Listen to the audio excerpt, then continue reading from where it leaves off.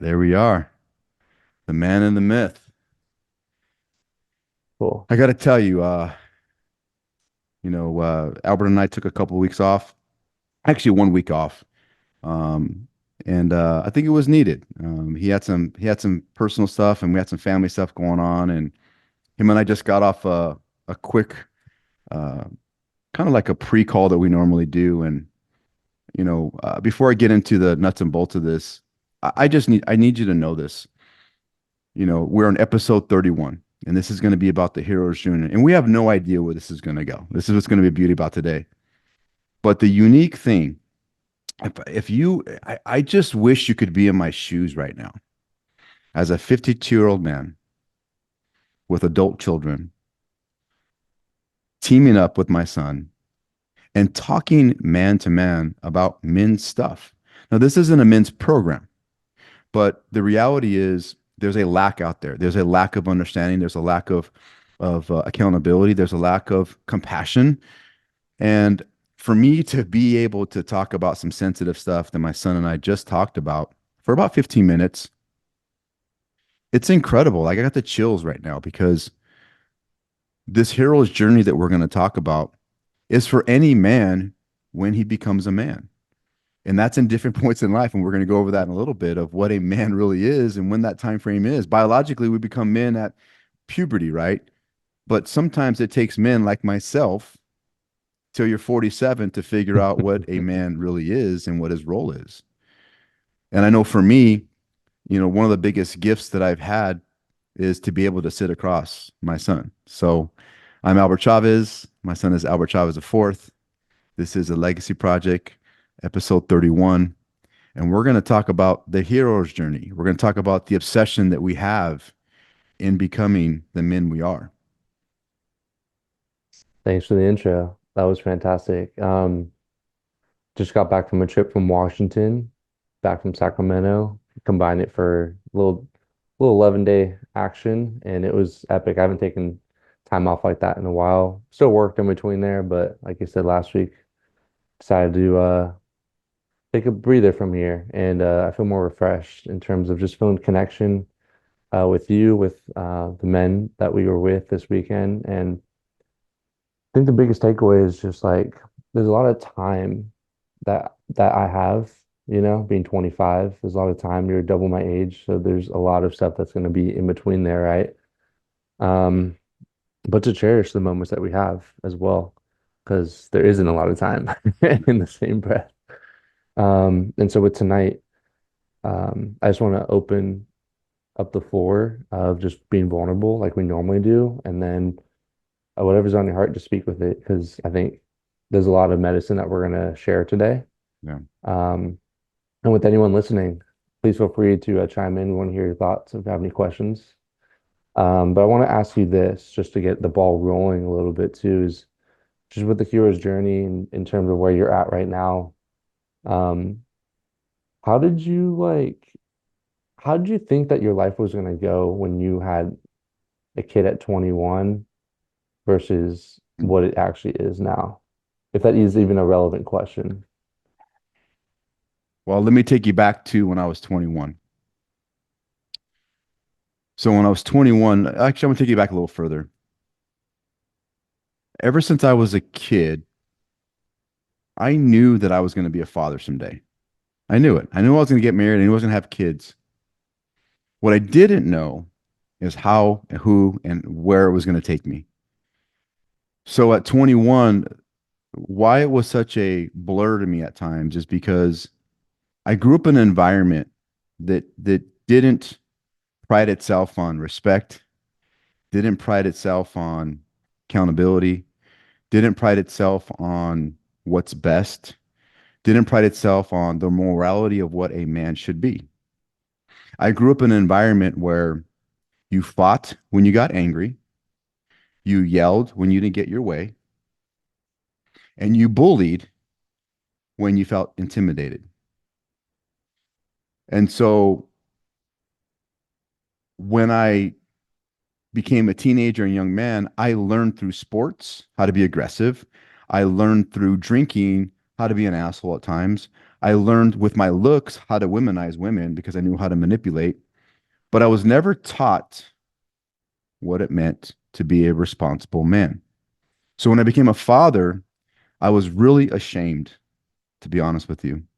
I was ashamed because I just met this woman for a few months, if that, and I knew what I was doing, and I was irresponsible. And I don't regret it because I have a loving daughter now, 29 years old. She's married to a wonderful man. I have a beautiful granddaughter. But at 21, I still wasn't responsible. And so to answer that question, I remember the only thing I thought about, this is how selfish I was, bro. The only thing I thought about is this woman is ruining my life. I worked at Nugget Market. I was a cashier. I'm like, I'm gonna be stuck here till I'm 50 fucking years old, making $20 an hour, like these yahoos. I was judging, I was complaining, I was projecting. I'm gonna be a deadbeat dad, and I'm gonna be a statistic like all the other Mexicans that have kids. That's how I really thought. That was a self-sabotage. So I didn't have an outlook at where I was going to be. I thought I was going to be working at Nugget Market for the rest of my life. I thought I was going to be driving shitty ass cars. I didn't know how much money I was. I never thought I'd ever marry a woman like your mom. Out of my league. All I knew was I'm this dad. Now what?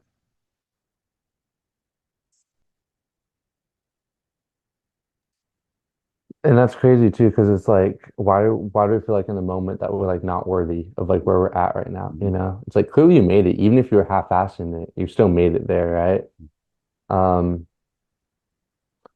do you think like when you're in that moment, if you even thought about it, like that it was like a consequence of like what happened to you, or do you think you're like undeserving of like wanting to be there at that Yeah. time? Yeah, great question. So I'll go even deeper.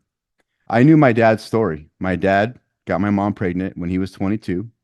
My mom was 16, or he was 21. I was 16. All I said was, I'm following in my dad's fucking footsteps. The only difference is he's a gangbanger and I'm not. And so that's how low my self image was. I was like, I don't want to be like that guy. I don't want to be like him. I don't want to go the direction. I don't want to follow his footsteps. That's how ignorant I was. Instead of, again, this is where you could see where the Peter Pan syndrome happened is right now, where I still wanted to be a little boy, but I was acting irresponsible. I want to be a man, but I was acting like a little boy. I was being irresponsible. I had this little girl who was born. I wasn't even at the birth. Short story. When Alyssa was born, I got a page. We had pagers back then, not a text, a page. And I went there and I walked in. This is the walk of shame. Literally walked into the fucking delivery room. I didn't know anybody in there. I met her parents for the first time. I met her aunt, her cousins. I'm the baby daddy. And I'm sitting there with this little girl, uncomfortable, like, what are you doing? I didn't get to cherish the moment of being a father. I was so in my ego of what this was doing to me, why this happening to me, why are the cards stacked against me? I was so victim minded back then that I didn't even get to cherish that moment with my daughter. I actually left there after 30 minutes because I couldn't handle the pressure of being with other people I didn't know. No one knows that story, by the way. First time I'm sharing that with you. The only one that knows that is probably Alyssa's mom. I've never heard that story before. Yeah. Matter of fact, I went there with my buddy Ferdy. My buddy Ferdy and I went with each other because I didn't want to go with anybody. I go, bro, you got to come with me. He went with me and he's in the corner. And I remember, dude, we actually went back and we smoked a joint afterwards, dude. We smoked like two joints. We're like, I can't handle this pressure. My point is, right, is this responsibility of being a father, I didn't take it seriously. Mm, So there was just no way I was going to be a father to this young girl because I wasn't even responsible for myself. mm. When do you think it like clicked to When you were become a born. father? Okay. Yeah. So to answer that question, so fast forward when I met your mom and we got married and had you. And I remember, oh man, dude, I remember holding you in my arms, dude. I was so proud because I went through the whole cycle. Her and I went through the whole cycle together. And I remember telling you this. Mhm. I looked at you and I go, look, I'm going to be the best father I can be. I'm going to make mistakes,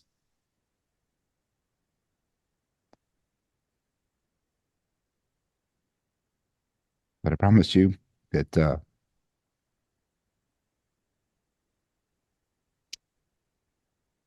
I'm going to be the best dad. Mhm.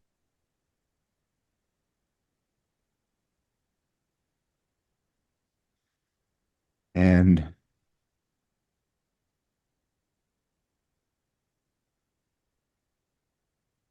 then when Kaylee was born, it was the first time that I got to now experience a little girl. And Kaylee changed me forever because now I knew what I was as a young man to other women. And now I have to be completely different. Mhm. And so I remember making a decision like, I'm going to be the best dad I can be to you guys. No, I think I was for many years. And then I lost myself because I never dealt with all of the things that I was holding on to because as life progresses, you progress as children. And the hard part is you only need us for a certain time. Yeah. And then we gotta let you go. You gotta let us Mhm. go. And I didn't know how to handle that. Wow. Yeah, being a parent's hard because like you have this little thing that relies on you for so long, Yeah. and then once we get older, you don't really know No. until you become conscious of it. So I'm just Um, curious with you, as I'm saying all this, I'm curious at what's coming up for you and your vision of how you're going to be as a father. that's a good question. Good, very, very good question. The biggest thing that's just coming up right now is how much I want to be there for my kids as much as possible. Yeah. I want to be there for their first steps. I want to be there. You're not going to be there for everything, right? But as many things as possible, right? Um, but also know that whatever moments I do get, I'm going to cherish them. Yeah. Uh, I notice I'll get into the go, go, go mode right now because I can be selfishly, right? Yeah. But it's also taxing on everyone else that is there too because they don't get to see the full me. So it's given me a little more perspective on like what that really means for everyone else to show up when I need to Yeah. show up. So I just feel like I need to prepare a little bit more, even if it's just like 5 or 10 minutes before everything, rather than literally just showing up. So that way I can be there when they're there. Yeah. Um, and I think that's something that's really easy to do when you're not having someone directly in front of you. Like we were just talking about earlier, I think that's part of the reason too that sometimes we feel alone is because we can get by as Yeah. men, Yeah. and there's not something to prepare for. You have to prepare for yourself, and it can get easy to just do the bare minimum for Yeah. yourself. Uh, and it makes it less enjoyable when it's only for you, Yeah. right? We enjoy it for other people, and you get that euphoria that you Yeah. get kind of what you're explaining when we're in town because it's like, oh, I can be a dad again. Yeah. And I think I noticed that this week when I could wake up a little bit earlier and not feel like it's a drag. Yeah. Um, and it was just special just to be around like community, you know. Yeah. Yeah. So that's the biggest thing that's really popping up right now is like how does it relate to my world right now? Because I one of the buddies that we met this week, he's halfway done with or not him though, his wife is halfway done with her pregnancy, Mm. and he inherited these twin boys Mm. after them moving in with each other Mm. within the last year. And they're having I don't think they know the gender yet, but they're having their first child together. And so they're 15 years old, the boys, and now they're gonna have basically start over, but Right. he's gonna have his first kid, you know. So it's the preparation that you put ahead of time, the practice that he literally had of being a Yeah. father to these Yeah. boys, right? And now he gets to do it for his own. It makes it realize like, okay, I have to start now to Yeah. become the father that I need to be. So yeah, I know the title is about obsession, you know, and that's an interesting word. Like, why do we need to become obsessed? We hear it from the best athletes normally, Mhm. the best entrepreneurs, the best business people to be obsessed. Mhm. Um, Addiction can sometimes, sorry, I mean, addiction can sometimes become enrolled in that as well. It's Mhm. an interesting word, both of those, like addiction and obsession. Do you want to break it down? Um, on what obsession means to you and addiction in this realm in terms of like how does that impact your life when you feel like you need to be obsessed in something? And then number two to that is like, do we need to actually have obsession to become successful? And what is like, I think that would be cool to break down for a Yeah. lot of the younger viewers because we were actually talking about it a lot this week Mhm. with some of the guys because there's interesting philosophies on that. Well, here's what I've learned. There's going to be different analogies, different Right, phrases, but if the top tier athletes have a certain language that they use, and the bottom masses have their own language right, to use, you get to pick which category that you want to be a part of. There's no ambiguity. There's no gray area. Kobe Bryant talks about it. Michael Jordan talks about it. I don't hear LeBron James talking about it. Just another joke. That's but what I'm referring to, obsession for me is this. Um, there's a cause that's so important that it doesn't mean to give up your values or your morals. It doesn't mean to do things illegal. It doesn't mean to sacrifice your morality, but it does mean a commitment. And a commitment is a non-negotiable thing. This is where I think a lot of folks get blurred. People use commitment like the word goal. Goals and commitments are completely different. A goal is what you want to aspire to. Whether you get there or not is not the key, it's getting there. A commitment is I'm going to do this even if it kills me, or even if it takes me 10 years to do. I'm going to do this day in, day out, because it's that important to me for what I need to accomplish for myself. An addiction, in my point, is you're so focused on that one thing that you lose care for anything else in the world. So, in other words, if you're a drug addict, you will sacrifice your family, you'll sell things, you'll do anything above and beyond just to get that pump. mm, Obsession is different. Obsession is okay, if this is the value I have, these other things are going to take a back seat, but I still have responsibility to do that. This is my main focus to get done. So, if that means sleep, if that means I need to put in an extra 3 or 4 hours, if that means I need to sacrifice eating at times, this has to do with things for yourself, not other people. Obsession is your goal. An addict affects other people because you're hurting them. mhm, So for me, why this journey to become the man I most desire to become, to fulfill that obligation for me and my family, was because I got a point in my life where everybody else and their needs were met before mine. And I became so self absorbed with making sure everybody was happy around me that I lost myself and I lost my focus. 20 years go by, I lost money, I lost relationships, and I lost myself. mm, So I decided to be massively obsessed in my personal development for me. And whether people come and go out of my life, I can't control. I can control me and only me.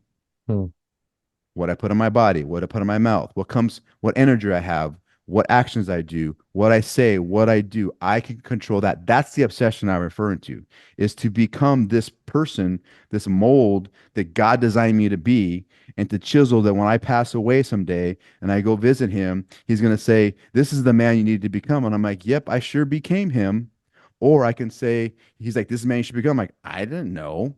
mhm, So for me, the obsession is to fulfill the obligation to become the best version that I can be, no matter what, anybody else thinks, says, or does, and no matter what happens outside of my control.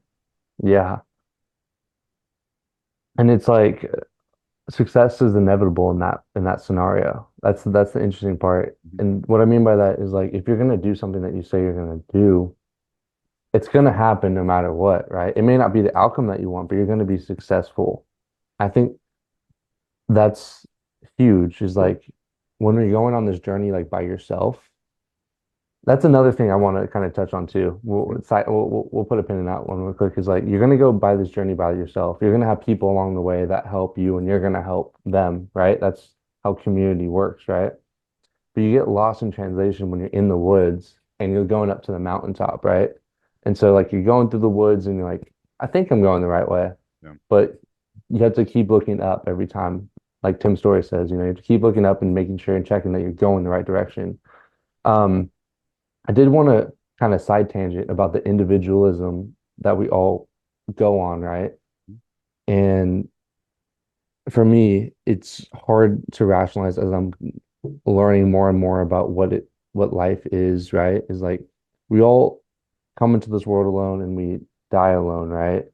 But on your take of individuality, like does that make it hard to connect with people since you know that you are going to be doing most of this by yourself? And does that impact you finding a partner, a Yeah. relationship partner, and even just like building Yeah. like what you're trying to bring? Great question. So before I dive into that, there's a concept that I want people to understand. It's Maslow's law. In Maslow's law, he has a hierarchy of how human beings, remember, we're human beings in flesh, but we're spirit. Is there's this hierarchy that each of us needs to go from the basic, it's just shelter, sex, and just creating a living. And then there's different levels. The top level is self actualization. That means that you've done everything you can possibly become the best version of yourself. This is where people miss the boat. I'm not doing this for me anymore. The individualism is to get to self actualization. So once you get to self actualization, now your job isn't about you, it's about transcending your message to the world. So my concept now is how can I inspire my son? How can I inspire Sergio's on it? How can I be a better man? It's the eyes are off of me. So when I do things now, I don't do them for me anymore.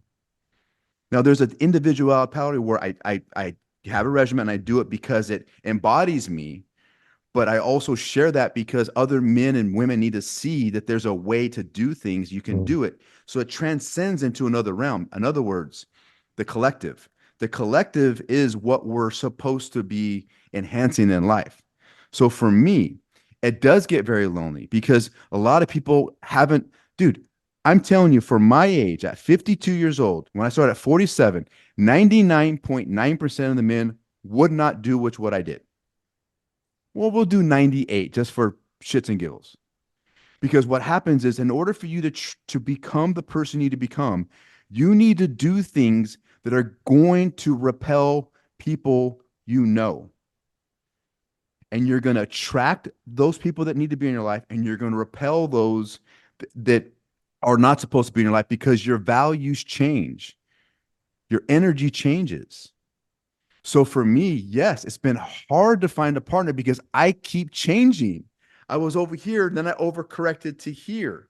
I'm trying to get in the middle to where, so I'm repelling all these people I'm repelling, but I'm also attracting more people who are fitting the model that I want to be around. Like, for example, we talked about the men's journey you were on this weekend. You're mm, attracting that because you're a part of that cohesive energy now. So for me, it's been really hard finding a partner because I keep evolving. Think about this. I don't drink alcohol anymore. So guess what? The person that's going to be with me, if they drink alcohol, there's going to be something off there at some point in time. I work out all the time. So if they're not working out all the time, there's going to be a problem. There's going to be an offness. If they have little kids, I have grown kids. There's going to be a little challenge. So for me, my message and where I'm at as a man, I can't worry about that anymore, though. I just need to keep worrying about how I can be an example for me and mm, for the collective. And this is what you need to do to become obsessed. You're going to lose people and gain people, but the people that gained are supposed to be in your life, and the people you lose are not supposed to be in your life. mm. Does that make sense? Yeah, that distinguishes. Yeah, that's actually really helpful. What Because did you hear from that? I'm curious. what I heard from it was like just keep being yourself and it's gonna work out. It's gonna like it doesn't matter how you show up as long as you show up the way you want to show up, you Yeah. know? It took me 49 years to Yeah, figure that out. yeah, I'm still figuring it out. Like shit, people keep leaving my life, and I'm like, what the fuck did I do now, right? yeah. I won't go over it today because Sergio was with me, but there was some that I ran into, and that said something about me, and I'm like, I'm not even that person. What are you talking about? It's almost comical at that point It's though. comical. I'm like, I'm not that person. They're making that shit up. That's what they do. So it's really funny. But again, I can't control, bro. This is the biggest message. I wish everybody could understand this. It's in order.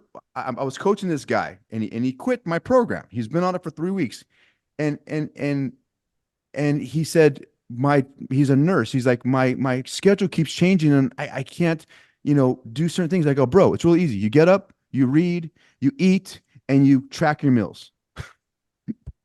You're making this way too difficult. It has nothing to do with your job. It has to do with who you want to become. You have to be able to make this a priority. You're making your job a priority. Make you a priority first, and your job will fit in.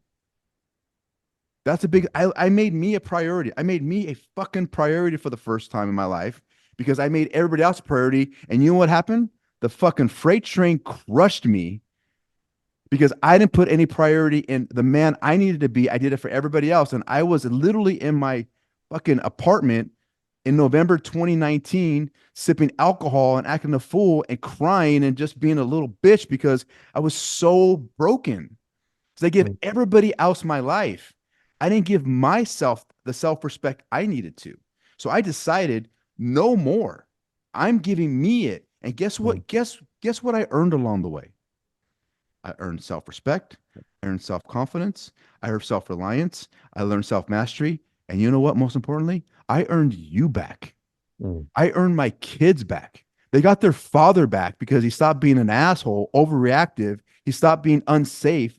He became secure, mm, and he became the man that you want to actually be around now, not someone that you want to visit for 2 hours and go back home. I'm mm, really passionate about this, guys, because a lot of men are messing this up.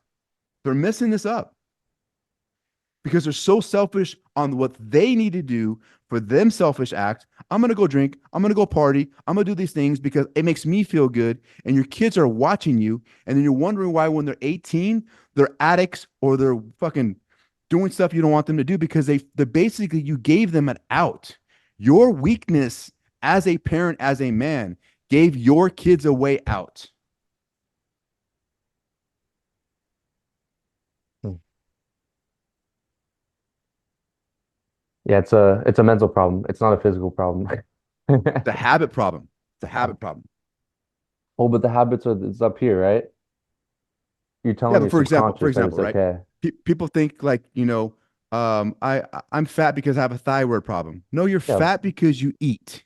You eat certain food that you know you shouldn't be eating. So yeah, we could say it's the mind, but it's still you get to make the choice. Am I going to put that fucking double cheeseburger with extra cheese on it and double fries, or am I eat that today, tomorrow, and the next day, or am I going to have a little bit of restraint in what I eat so I don't have to croak when I'm 50 years old?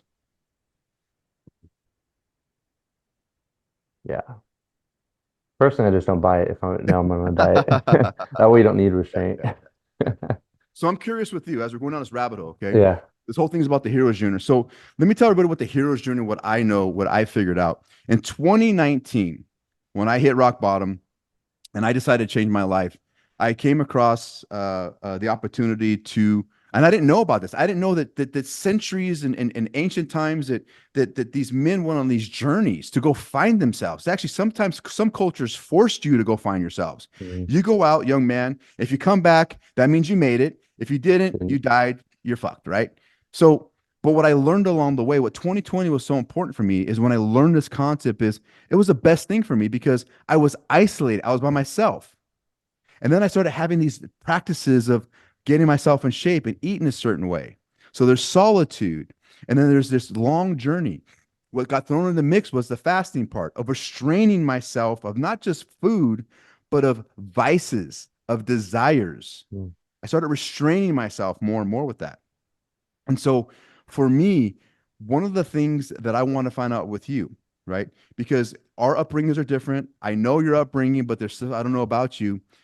What was it about your hero's journey that you did in 2023?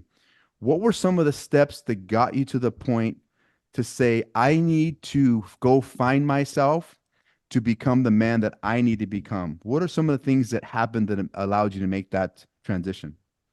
I mean, the symptoms were just the breaking point, right? The symptoms of not I've mentioned it before, but in my previous relationship at the time, 6 months prior before we broke up, give or take, I was writing the same stuff in my journal as I did a week before the breakup. Mm, It was, I don't know what I'm doing. I feel lost. I feel unheard. I don't know how to emotionally like share what I need to share. And the cycles was me breaking down every 3 weeks and crying to her, like, what's going on? I don't know how to oh, wow. feel. I feel like a robot, like just like, and I still have similar tendencies. I didn't change that much, but the way I go about it is what changed, right? The personality doesn't change. It's the what is the character going to do in these situations, right? Yeah.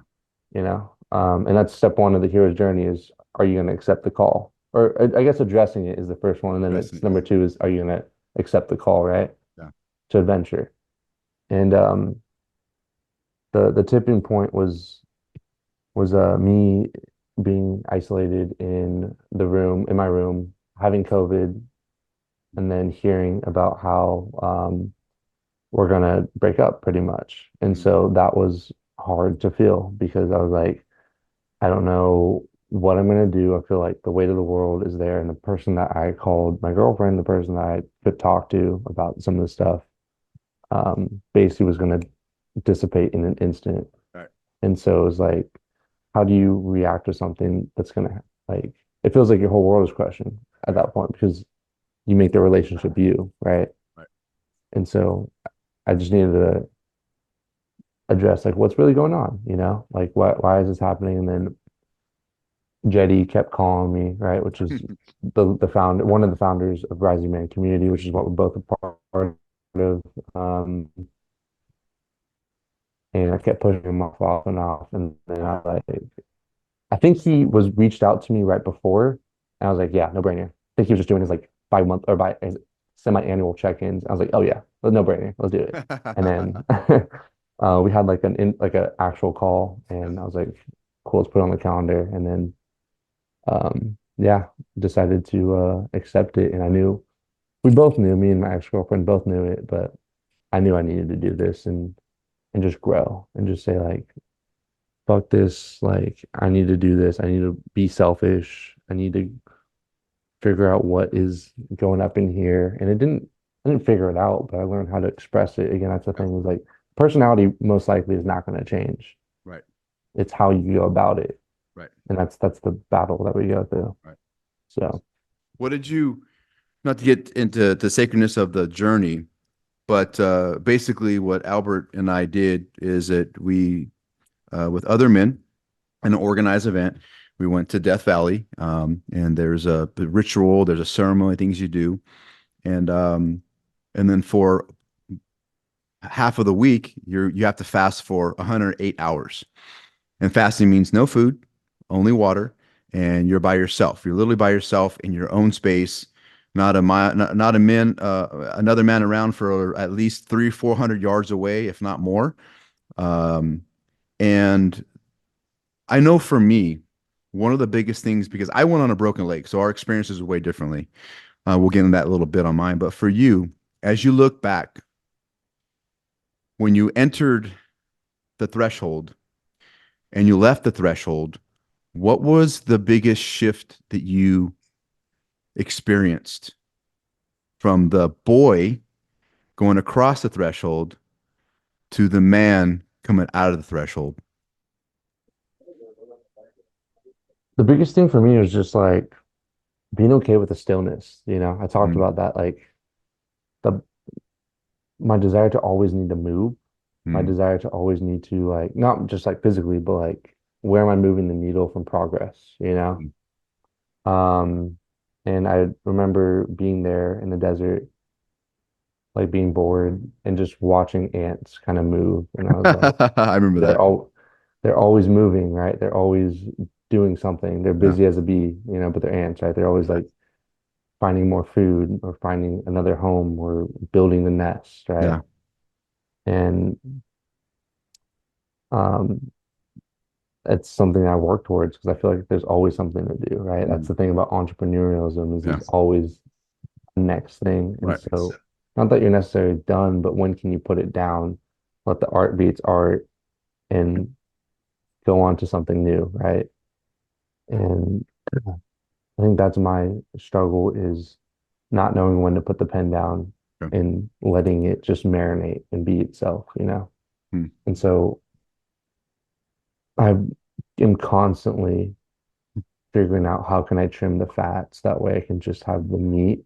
You Yeah. know, fat's good. You need some of it, right? It's got Yes. some good stuff in there, but how can I trim some of it that is just me doing just to feel productive Yeah. rather than actually moving the progress? Yeah. Um, that was definitely the biggest thing. And then number two is just like just being there with the men that were there was just Yes. incredible because that experience was multiple weeks before and then multiple weeks afterwards. It was cool just to go through something difficult Yeah. with people again. It felt like I was back playing basketball, you know, Yeah. when you do a collective effort Yeah. and everyone has their own little story with it Yeah. and it made it really special to feel like you were part of a team again Yeah. when especially once you get out of college, Mm. the world is so big, you don't know where to start sometimes. Yeah. That's just incredible. Beautiful. Yeah. Ant-Man. I love it. I love it. I'll just end with this as we start to wrap up. I know you're a man of standards, you're a man of Yeah. commitments. Um, do you struggle with being too hard on yourself? And this one might be actually a better question. You claim yourself as a martyr, and I again, I'm gonna have my own perception on that, but like, can you explain what that means? Yeah. And do you think it's even appropriate? Like, is that a story that you're just living Mm. on? Mm. Yeah. Great question. So, And does that impact your life? yeah, great question. Cut it off a little bit. There. Okay. So, great question. So, the question is, over the last couple of years, I'll put labeled myself as a martyr. And I actually hold that with sincere honor, to be honest with you. You have to understand this, bro, is I know not only uncovered stories about our family, your family, my dad's family, my mom's family, and the generations. I uncovered stories that I never knew. I mean, every family has their own baggage, but your family heritage is awful. When I found out about things that my great grandfather did, when I found out things that happened to my grandmother, to family members on both sides of the family, when I found out the lies, the incest, the rape, murder, all those things, I'm not just saying with tongue in cheek. Like you have murderers in your family, you have convicts in your family, and your father was going down that route because he was hiding stories. He was becoming the person he did not want to become with alcohol, with anger, with rage, with resentment, with victimhood.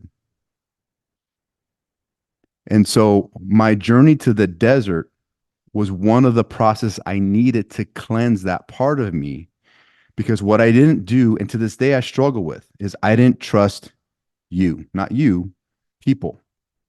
Everybody that loved me, bro, hurt me. Everybody that loved me hurt me. Everybody. So I hurt back. I hurt everybody else that was in my life. So when I was by myself and decided to become a different man, I didn't have this, I'm going to do this for you, by the way. I needed to live. I need to make, do I want to live or die? Those are the questions I ask myself. Do you want to live, bro, or do you want to die? Along the way in my journey through the desert, finding myself, learning about compassion, learning about the feats that I did. I went on a broken leg. I did things that other men would not dare to do.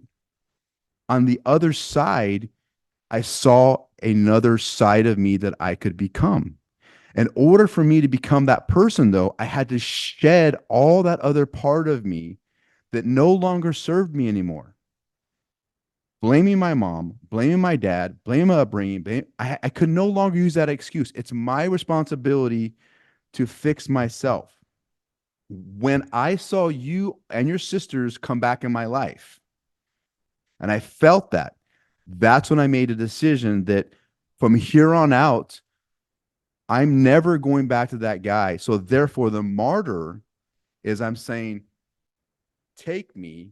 I will do this 1,000 times over to save my family, to know that their dad did everything possible to shed the light, share the lies, share the family drama, share the family trauma, so that you can now see, have a baseline understanding of what not to do or what to do for yourself because your dad no longer kept secrets of his family and his life.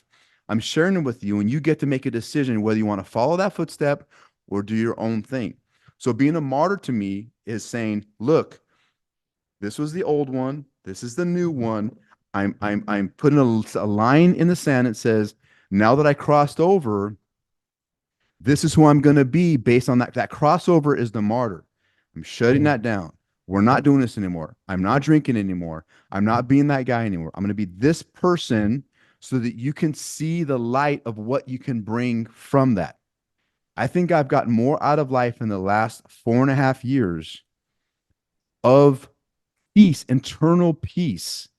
I'm not angry anymore. I have zero resentment. I love everybody. I have compassion for everybody.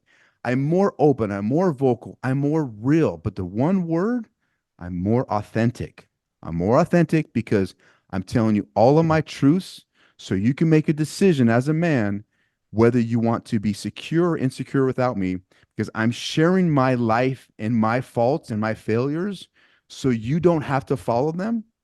And therefore, by me doing that, I'm sacrificing my ego. I'm sacrificing my insecurities. I'm sacrificing everything that you used to know about me to say, look, son, you don't need to be that way. This is the way that I'm following. That's my definition of a martyr is being the example of what not to be by showing the truth of the authenticity of what I need to be in order to be that man I need to be for myself and for my family. Does that Mm. make sense? Yeah, that makes a lot more sense actually. Because I was always curious because I was like, how do you claim yourself to be a martyr? Because Yeah. usually it's afterwards, Yeah. right? That someone claims you as it. Yeah. But it And gives I'll be more real with you. context. I'll be real with you, dude. Like, I don't know when my last day on earth is. I have no idea. I have no idea. It could be tonight, God forbid.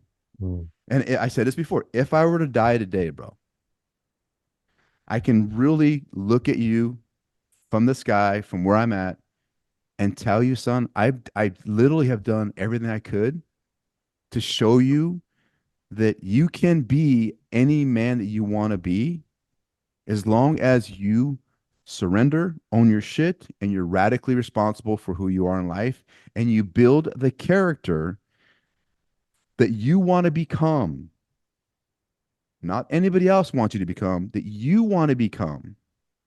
Mm. And when you do that, you'll find peace. Now, you're still going to have all these other things in life, the emotions and stuff. But if you could build those four characteristics of yourself, that to me is the model of really having true authenticity with yourself. Wow. Yeah, that's real. I love it. Thanks for sharing that. Because it's yeah, it's just it's a nonstop game that we have to play. Like it's Yeah. infinite, right? You have to keep figuring out what works for you, become more self-aware, and Yeah. then address what's going to keep coming up. Um, yeah, it's really powerful. Yeah, thanks. One of the things that's come up is, and we talked a little about the journey. When I became so synchronized, you heard this word synchronicity. Synchronicity is when your higher self, you start listening to your higher self and where you should be. So we talked about this individuality early on. I believe this individuality we have is your higher conscious telling you who you need to become. Like it's this voice, it's telling you what you need to do. You have the will to say yes or no. And most hmm of the time, when you say no, guess what? You have some challenge that comes up. You have some regret that comes up because hmm it's trying to tell you you're going the wrong way. All I did was start listening to that voice a lot more. That hmm voice I kept listening over and over and over because the other voice is the ego. I told this before. Ego stands for edging God out. I was hmm edging God out and what he was telling me. My ego was so big. This is why the desert was important. The reason why the broken leg was so important for me in my journey, it happened. I had surgery 2 weeks before I was going to the desert. Why that was such an important role. If I went there on without a broken leg and just the man I was evolving to, I think my ego would have taken over. hmm I wouldn't have had the same experience. I had to slow down so much. I had to put everybody's needs first. I had to rely on men, bro. I never relied on anybody. That's why it was so important to me for to go through that Wow. because now I had to trust other men that they would have my back. I had to trust other men that they would follow through on the things they said they were going to do for me. I had to trust other men that they weren't going to judge or make fun of me, and I got to fight them. I had, those are all things going through my head. So I literally had to sit back and watch everybody do things that I couldn't do because I physically couldn't do it. So when I'm by myself in the desert for those 4.5 days, I had to survive. I didn't even bring the right materials. My crutch held the tarp up so sun wasn't on me. If I didn't have crutches, I'd be fucking like burnt. I'd been sunburnt. So all these little idiosyncrasies were going on where I go to the desert on a broken leg and had a whole different experience because it's made me slow down, it made me look within, it made me stop distracting myself, it made me really, really get hyper focused, hyper obsessed with this pause that I had for 4 months. Mhm. So when I came out of that and I got my cast off, I felt really weird. My cast was kind of like my Achilles heel. It was like my crutch, literally, no pun intended. Like it was literally my crutch where, okay, now it's real. Now I have to take ownership. I can't use my leg as an excuse anymore. So Right. it gave me a pause for 4 months to really dive into this self that I needed to uncover, and that alone time, that solitude, the fasting, all my problems went away for 4.5 fucking days because I wasn't eating. I was just drinking.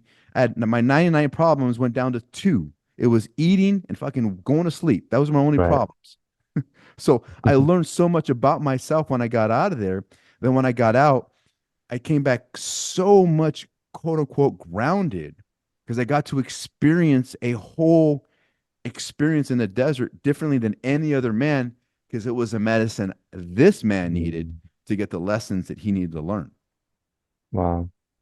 Yeah, it's like when you again trimming the fat, you had when you're so hungry, that's the only thing you're thinking about, right? Right. When you need water, it's the only thing you think about. Yeah, when you feel sluggish, you just want to sleep. Yeah. Yeah. Yeah. So simple. Yeah. And so for me, we talked the Heroes Junior and why I really wanted to share with you and find out more about you is because now that you've been, no, we got about 10 more minutes left. Now that you've been 18 months removed now, okay? What have some major shifts that happened, and what are some things you're still struggling with as a man? hmm Oh, that's a question. I mean, for me, it's just making sure I'm consistent in my word. I think that's the biggest thing, right? Mm-hmm. And then not getting distraction with the fun and really just like really just seeing the bigger picture of like where is this going, you Yeah, know? Like yeah, there's just always something else to do, you know? And so like I think I repeat that a lot. It's like I feel like there's always something more that we can do to prosper. And um just really making sure that like I know where I'm supposed to be. yeah.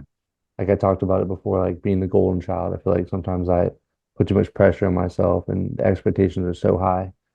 But I'm here for a reason, and my responsibility is for me and for everyone else to share my message and share what we have to say because it's a lot to take on, but it's also so natural to me. So why am I putting more pressure than is needed? Yeah. And so it's an interesting pattern because like I'll go through I think 2 3 week cycles of this. Yeah. That's what I've noticed. Like every like 18 days, it's like, okay, I'm on this high. And then like there's like 5 days of like difficulty. And then it's like, boom, okay, we're getting back into the momentum. And then it's like high. It's just how do I enjoy the plateaus? Because then I can push through. But Another way to put it, right? And this is what I learned about myself. So I have a big personality, right? So people don't understand that when you have a big personality, that positive you have, there's an equal and opposite negative. Okay. I didn't know that till a couple of years ago. I was like, why are my valleys? And I stopped fighting that. That's where the growth comes from. A hero's journey. Do you know why hero's journeys are so magical? Because when you go through it, like think about this. A great movie, a great movie has what in it? It's got a serious tragedy. It's mm, got somebody seriously overcoming their failures in life. And the best ones have a redemption to it, mm, right? The semi good ones have a feel good story and maybe they pass away or don't get to fulfill their obligation or whatever, right? mm, But a true hero's journey, if you really dive into it, has all those parts in that play. So what I've learned how to do is I know when the high is high, guess what? I don't even mess with it. The lows are coming. mm, What am I going to learn from that now? Now, I'm not saying I don't go through it because I went through it this past week, but what I learned this past week about myself and the highs I get when I have love in my life or I have family in my life or I have, companionship in my life, and then it goes away for few days, it's this endorphin I feel and it's this miss of communion is what I'm missing. But I know that now. I know that. So what I had to have to do is pivot and okay, if I know that's going to happen, how do I minimize that time frame from it messing me up for 2 weeks to where maybe it's only 3 days now? It's still going to hurt, still going to mm, be painful, but in that low valley, that's where you learn more about yourself. You get to ask yourself questions. So, what does this remind you of? Why do you keep feeling this way? Like, what is this telling you? Like, what message do I need to learn? What's the lesson?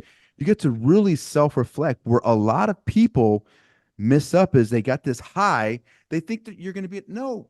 God didn't put you on this earth to experience highs all day. No, He wants you to experience them so you can get the gratitude in life.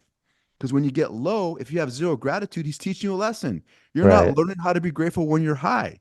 So I'm going to put you low and you got to figure it out. And when you come back up, you're going to feel Come high back again. up. Yeah. So I just really recognize that the pits and valleys are going to be there no matter what. I, you're going to love this. I put the meaning into whether it's good or bad. Mm, I put the meaning into it.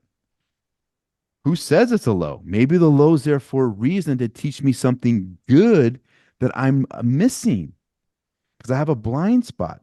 That's why we have these highs and lows, is to continually teach us things that we need to keep knowing about myself.